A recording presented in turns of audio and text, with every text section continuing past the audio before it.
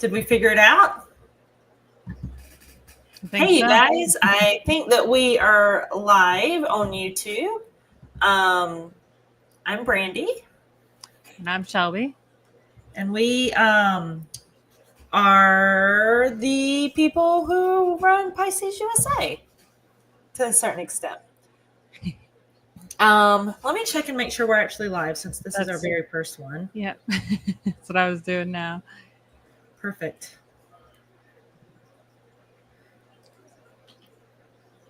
It says yes, we are. Perfect. Yes, we did it. I figured it out. All right. So today we are going to talk a little bit about Pisces USA. I started with Hey Leather. We had some technical difficulties. I had some technical difficulties trying to figure out how to get this started and somehow put a filter over myself so I look washed out. But so I started with Pisces earlier this year and went full-time in August doing marketing and sales. And it became abundantly clear very quickly that we needed some help with our content and marketing stuff. And that's where Shelby comes in. Shelby is an incredible aquascaper. Do you want to tell anybody about yourself a little bit? Yeah, I'm Shelby. I actually work for the Garden of Eden, co-owner, mainly do shrimp. That was what you'll see behind me is shrimp tanks. We're up to 434 tanks right now, and we'll be at 500 by the end of this year.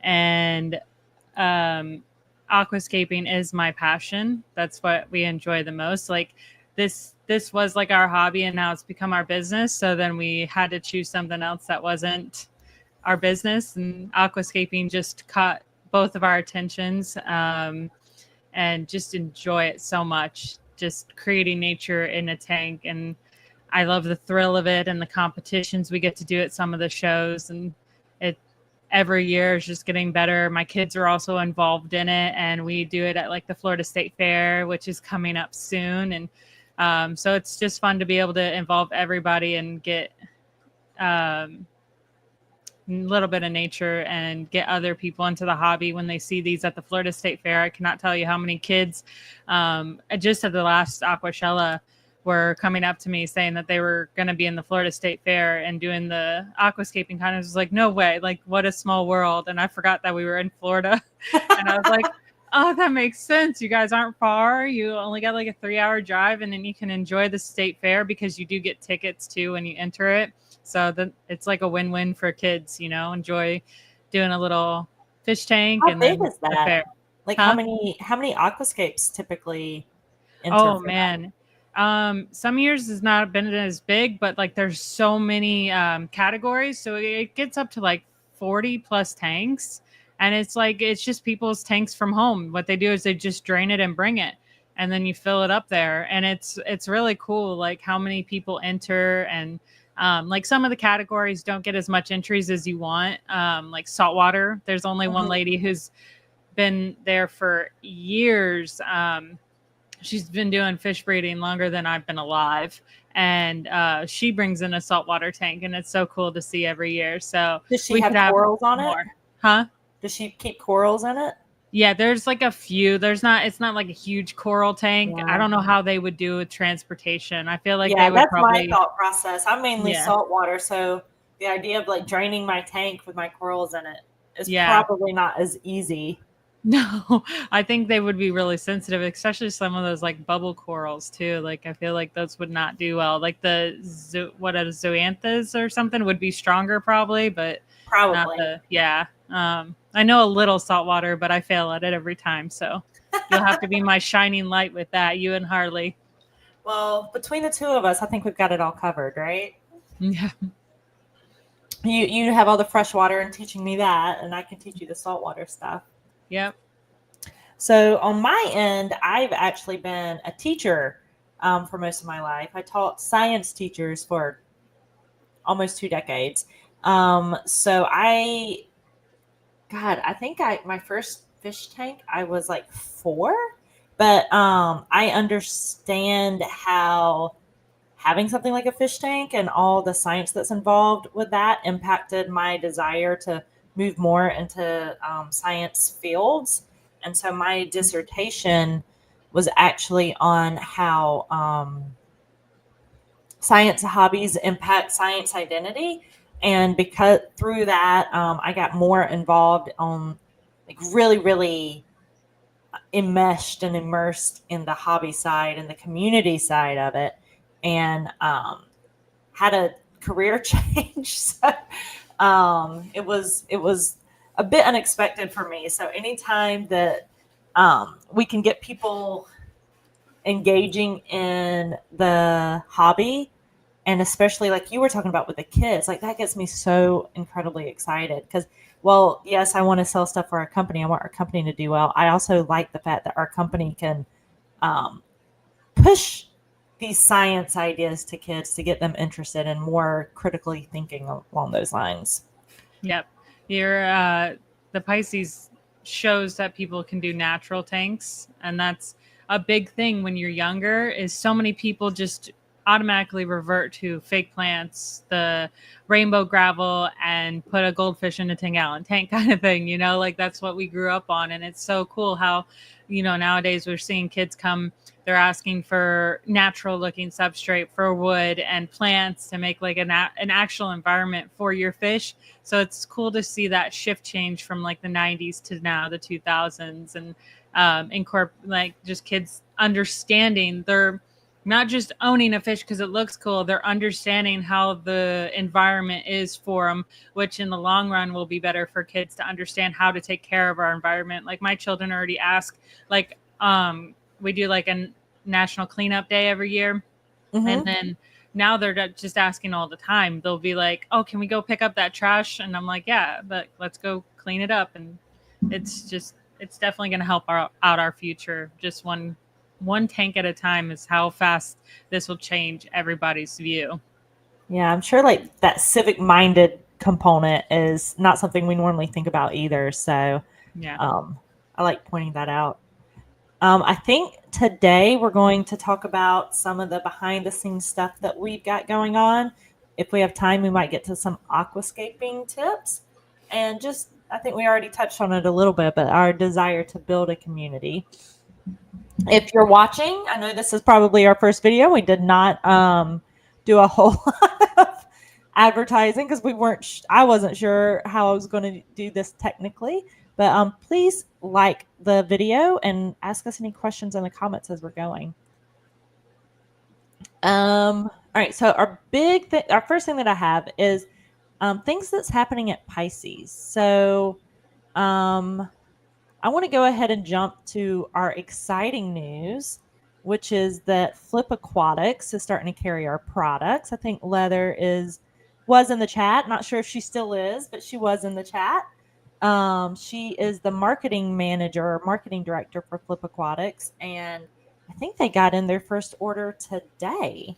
Woohoo! Mhm. We had a training with them earlier this week, and they are so incredibly excited today and tomorrow. Okay.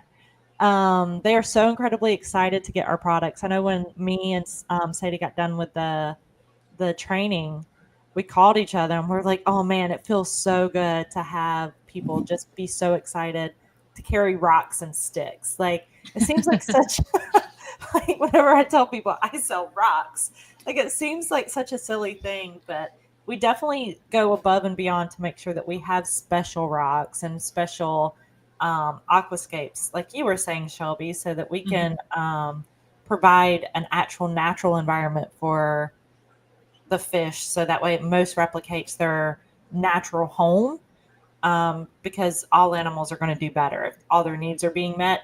Shelter is one of those needs. Yeah, that's where Pisces differs too, is just having a different selection and really unique.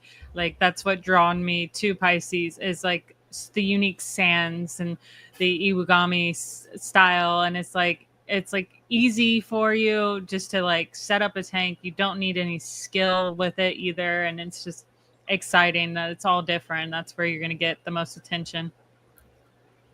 Yeah, it's funny because Shelby, I don't know if do you remember the first time we met? Yeah. So Shelby had come by our booth at Global Pet, which is a huge show, and Amon told us that somebody had come by and asked about sponsorship, and we're like, yeah, okay. I didn't think much about it. And I was walking around at some of the other pet booths and was drawn in, and what was it, Fluval? Yeah. Cool. Yeah, so like they weren't even in the aquarium area, but I saw these beautiful tanks. I was like, "What the heck is this?" And I stopped, and they introduced me to Shelby, and she's like, "Oh yeah, I did this." I was like, "Can I interview you?" And we got to talking, and then she realized what booth we were from, and she's like, "Oh, I I was over there earlier," and I'm like, "Oh my goodness, it's serendipitous. It was meant to be." And now we hired you. Yep. It's crazy Um, because we've actually even previously to that, I met you at another global, but it was a very brief interaction I on the don't think I last was at day. any other globals. Yeah. That was my Oh, first one. then it was someone else because you guys Yeah. had the shrimp product is what drew us in because we Oh, were peat moss. It was just like, oh, that's interesting. We've never tried it, so we were like, oh yeah. And then from that on, I was like, oh, they have all these products, and I saw the glitter rock. The glitter rock got me. I was like, I can do aquascaping and put glitter in my tank, like, and it's gonna be safe. This is crazy. Like that was the most exciting for me is just being able, like you always have where you get your natural, but I love like the fake look. I like the little different, but when it's natural and something cool like glitter, it was something interesting. yeah. It allows you to be a little bit more creative than just a brown rock or a gray rock. Yeah, and On it that really gets note, women in the hobby too because we all love glitter. yeah, and just Something being like, shiny. yeah, I think that DIY aspect it's fun. Leather along those lines is asking, what would you say each of your personal favorite sand and gravel or favorite rock and favorite woods are? You're probably better to answer this, Shelby. Oh yeah, that one's simple. That so they got the prairie sand. That one's like my favorite of Pisces just because it matches the dragonstone to like a T. It just looks so natural because it's got all the colors and dragonstone it goes from like a variety of like purples to greens to reds to orange and that gravel matches it regardless of the color of the dragonstone. And then, of course, because I like Dragonstone and all those holes, I like the honeycomb wood. Sorry, I keep trying to. There's multiple names for it now in the hobby, and it's driving me crazy. But it's honeycomb, and both of them make it really easy to attach like my favorite plants, which are like Anubis, Boost, and easy stuff like that. So you can just like shove them in the crevices. It just makes it super easy and very interesting layout. If for such like one simple honeycomb piece could make a tank, one big piece of dragonstone could make a tank. So it's really interesting. It's funny because Leather asked me why we called their shrimp wood honeycomb, and I said, "Why do you call our honeycomb shrimp wood?" That's funny. That's a different name. Most of the people have been calling it dragonwood because it looks Mm, like dragonstone. But the yeah. problem is there already is dragonwood. It's a very very thick, branchy. It's more like a an amber color Hmm. and it's got like all these vines that twist around it and it's really dramatic so it's already got a name so now everyone's calling this dragonwood and if you google it it comes up dragonwood but it comes up honeycomb as well. Well, maybe we can we can just decide that everybody's going to call it honeycomb and be the one Hmm. to make that decision. Makes sense so it's Um, not conflicting with the other wood. I think that of all my favorites, I think it these don't match, but I think Nile is my favorite of all of our gravels. It's our Iwagumi. It's an Indonesian beach pebble, and it's round and it's got like a pastel look to it, so it's really unique, and I really love it. It's really pretty. I actually have it in this tank behind me. I don't know if you can tell anything about it, and I have it mixed in with some of our Iwagumi garnet and the sugar white sand. So it just I use the Nile around the the rocks. That way it's kind of like an accent stone, and I think it blends really well, and it's very natural looking, even though it's a unique thing that I haven't seen anybody else have, and I don't think anybody else does have it. Yeah, I love the Nile. It goes with Siru really well. I use that already, and I can't believe you had it with garnet and the white sand. That's a great mix. I didn't even think about that. That's got to be so pretty. I Oh, it's love very the pretty. garnet. You can't find anywhere else. That is, I'm absolutely obsessed with that sand too. Like, I could do like 200 tanks with just pink garnet sand.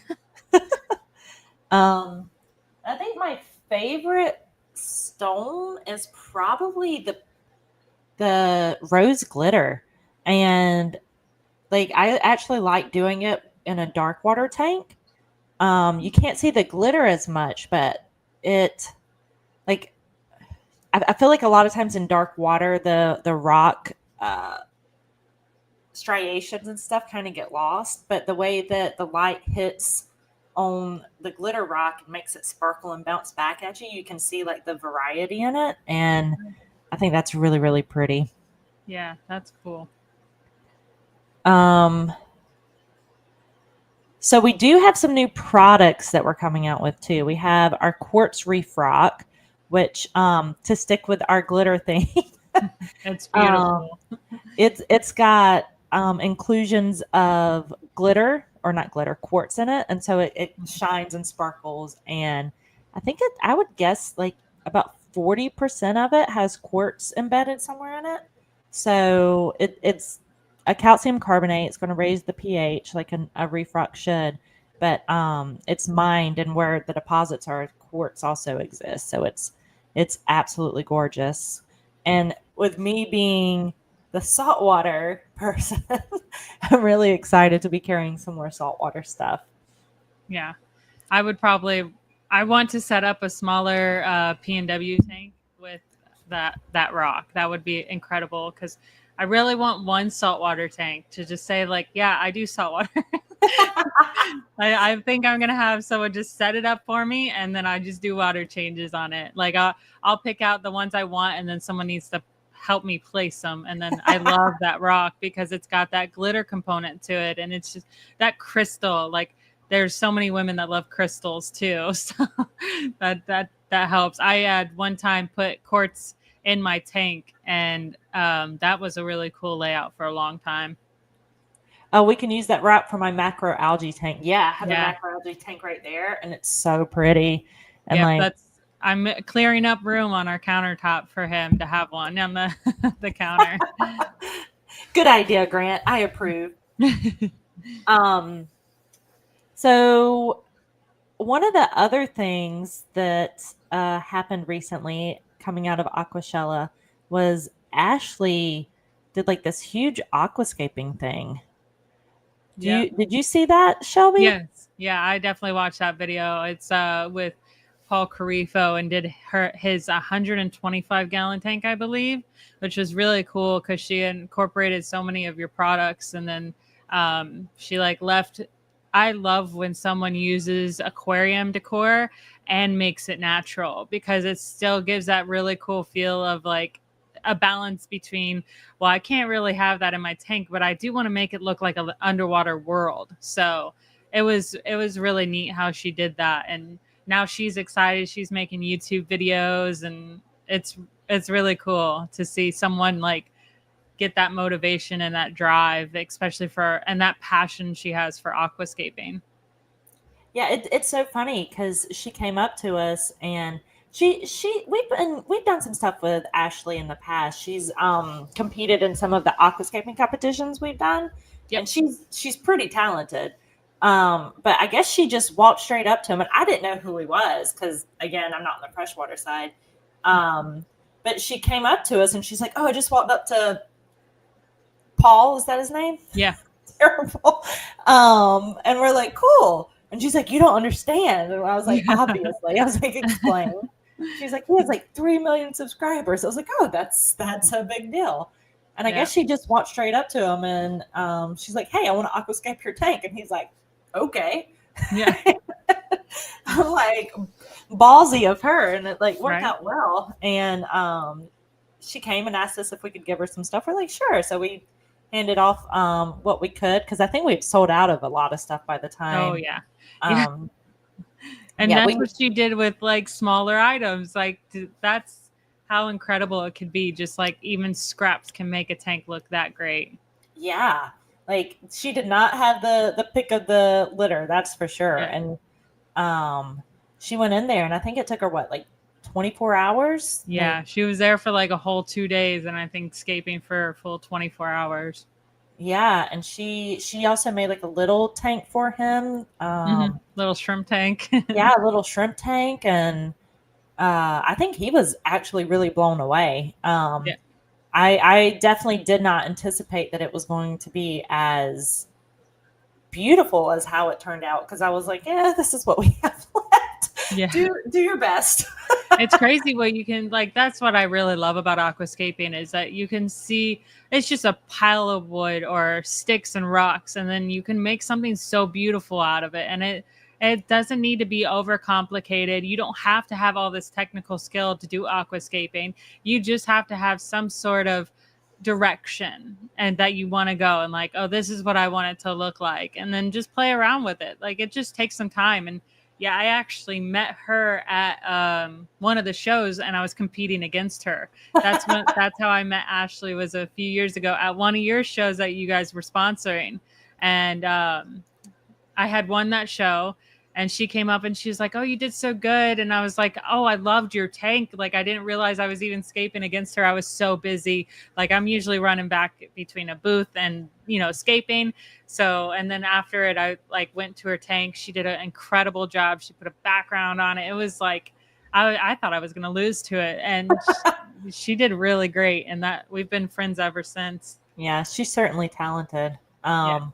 We I think that we like I'm really excited about going to all these shows, because I've been able to meet so many incredible talented people, and she's definitely one of those highlights, and she's always so excited, Yeah. and seeing her getting some accolades makes my heart very happy for Yeah. her. I think she's just really good. She And works I would hard say, for it. like I'm not a good aquascaper, but it's incredible how doing just a little bit of research makes a difference. So, I actually won my very first aquascaping competition recently. Did I tell you about that, Shelby? Was that the one at the Aquatic Expo? No, reef stock. Oh, really? It's the first one I've ever done, and I won it. So I'm done. I'm one for one. I don't need to do Nice. anymore. But all I did was I think the Aquashella before I had sat in one of the workshops that Ryan Noel did, Yeah. and just listened to him talk about the different things you look for, and like the eyesight and the eye lines, and like how things should be filled, and like just things that I don't think I would have even noticed as being like important, but like just brought my awareness to it. And so I was just thinking about those things that he had said during the workshop. And that's how I built my reef. It was a reefing aquascape, by the way. It was not a freshwater aquascape. That's what I was about to ask, because that takes a whole nother element to know too, because you have to have education on the flow and where to place the corals and the shelving. Yeah, that's a whole. So I had all that in mind. But like I feel like most of the time on the saltwater side, we think about that stuff more than the actual like the aesthetics. And yeah, I think the big thing I was trying to do was to have a V, right? And to have a dramatic V in it. And every judge picked my aquascape. I was like, I thought for sure I was going to lose. I was just doing it to be another participant, right? And every judge picked my aquascape. One of the other guys that I was aquascaping against was a little annoyed that I won. Friendly, of course, friendly competition. But he kept calling all these aquascapers he was friends with, and he's like, "Which one would you pick?" And they were all pointing to mine. I'm like, "Oh." I feel like really good. I'm now retired. I don't need to prove it again. I'm the best, Yeah. and that's all we need to know. We're both winners. Yep. So when you go to trade shows, Shelby, you're doing like a lot of aquascapes, right? Yes. Like how many do you think you normally do? Normally at least 4. Past few shows has normally been about 20, if not more. I think we got to 22. Grant might still be in the comments and correct me on how many we actually did. Because I get a little bit spacious because I'm like, oh, I also did that tank or this tank and this one. Some of them are just like dry scapes, and then it's just I want it all around the show. And the more we can do, the more I can convince people to do it, the better it is. Yeah, 22 for Chicago. Wow. Which How much time did you have to do this? 2 days. So like, but like I also set up the shrimp contest, and yeah, 20, but the kids did 6 of them. Yeah, in Daytona, because I had the baby this time. So the kids actually aquascaped, which was crazy because most people didn't know that it was them that did it. And then they won the creators challenge, which had my name on it. So everyone thought I did it. And I was like, so when they called it, they're like, no way your kids did this. And yeah, I was like, yep. Your kids are very talented. Thank you. The more tanks we could do just catches more attention, and then people understand like aquascaping. And that's why at these shows, like I try to get people to set up a tank, and it's even if you just dry start it or anything, it's still like, oh, it gives someone an idea. So they will go home and do something there. So that's a lot of tanks, and Yeah. all of them look different. Like, how do you go about making a different aquascape for every single one of those tanks? It helps when it's different products, because each one of them lay different. You got to think about that and how they, work together. So that makes it a little bit easier. And sometimes I just try to. It's so corny when I say it, but my aquascaping is for sure go with the flow. I just try to go and I let the pieces speak for themselves. And because like when you go to a tank and you have a certain size and certain piece, it only goes one way. It does. Sometimes it will go another way, but it doesn't look as good. So I just try to make something that looks aesthetically pleasing. So sometimes it could be like, which goes against aquascaping rules, is like to really make it matchy and like weigh it even. Sometimes that's aesthetically pleasing to people to have like even like two sticks on this side, and they kind of like just branch together just perfectly, where most of the time you want to use 3 pieces. So it's all about how big the tank is, what will look best in it, what kind of gives it like. Sometimes I'm thinking about a fish in the tank. Like, oh, if this is a long rectangular tank, I want schooling fish. So I want like a big opening center. So like much impact as I can on the sides, and then the schooling fish in the center. So like, it's just little things like that I think about when I'm setting up a tank.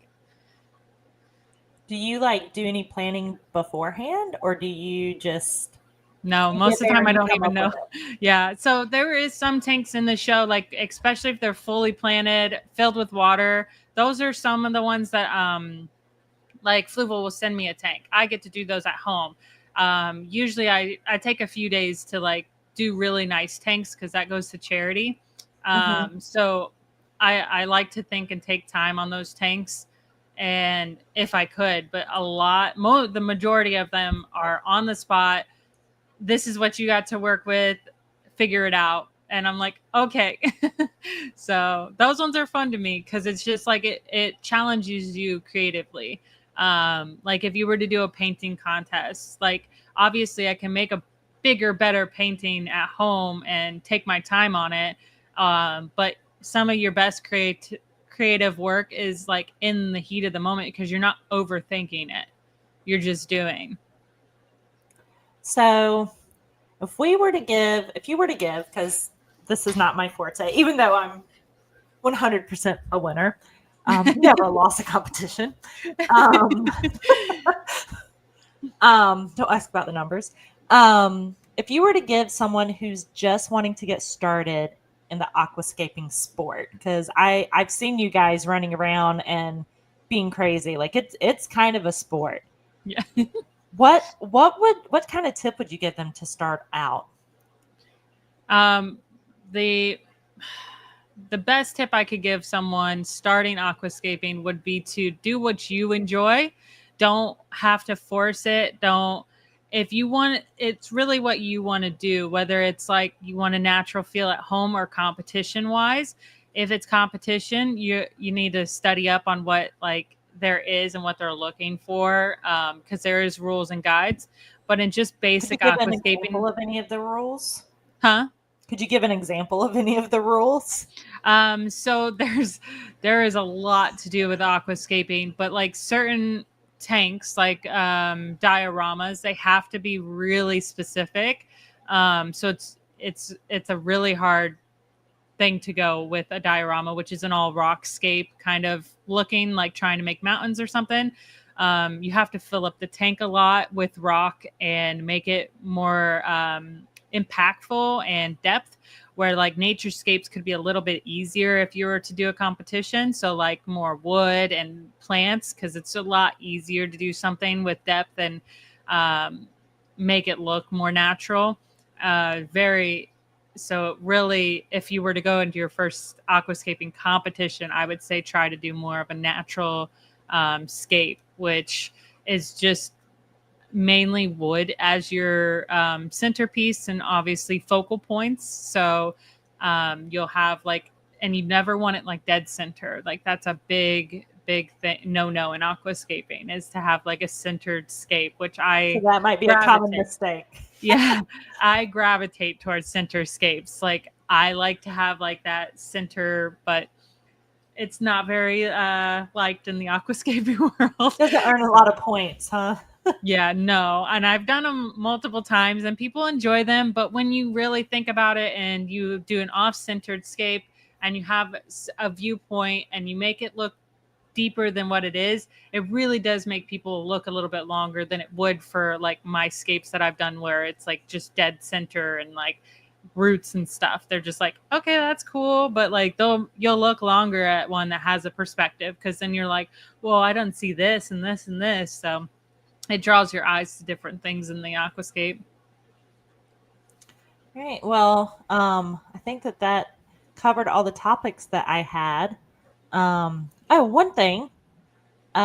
We actually are participating in the bulk reef supply Black Friday event this year. We sent them like $2,500 in product that they're going to be giving away for free. So I think they're actually doing a freshwater specific day. So there's like 7 or 8 days. I forget exactly how many. Well, they'll be on YouTube live streaming and they'll be giving away prizes. Anybody putting in orders, they're adding stuff to their boxes. So if you want to just win some stuff, just because, and like some good stuff too, you want to make sure that you check that out. And I assume that our stuff, either all, maybe most, maybe it'll be split up. I have no idea how they're going to do it. All the Pisces stuff, I assume, will be on their December 3rd live stream at 7 p.m. So put that on your calendar so y'all can watch it and see, put in some orders, see if you win anything. I'll be watching it. And I think our next one we're going to try and do Tuesday, right? Yes, Tuesday of next week. Since it's Thanksgiving, we're gonna hit it a little bit earlier, but otherwise we're gonna try and stick to Thursdays at 1. So make sure you put us on your calendar so that way you remember to come back and see us. Is there anything else you want to add, Shelby? Nope, just hopefully we can bring out some content. If you want to comment on the video below of something you would like and be interested in us talking about, that would be awesome. And just make sure you subscribe so we can keep sharing. Awesome. All right, keep swimming with Pisces, guys.